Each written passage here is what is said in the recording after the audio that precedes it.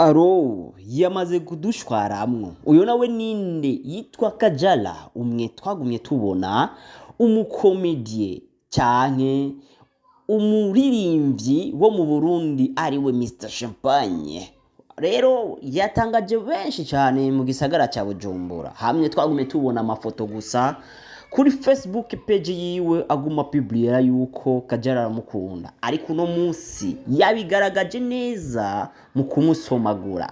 Uno munsi umuririmbyi yitwa Mr Champagne ava mwiremeka ko Kajala murazi neza amateka yiwe, yakundanye n'umuririmbyi wo mu gihugu cyo muri Tanzania ariwe Harmonize. Uno munsi yaje gushigikira canke ku munsi mukuru wabigeme ariwe Louis Mars.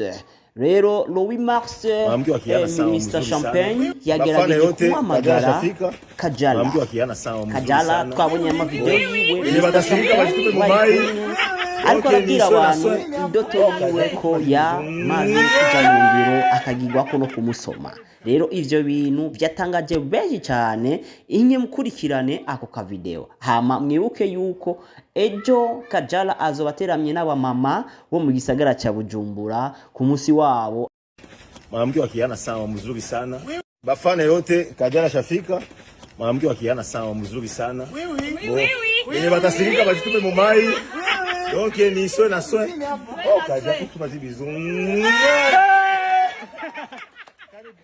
Louis Mars murahawe ikaze mu giteramo ca Mr Champagne ari kumwe n'abandi baririmbyi bo mu gisagara cya Bujumbura.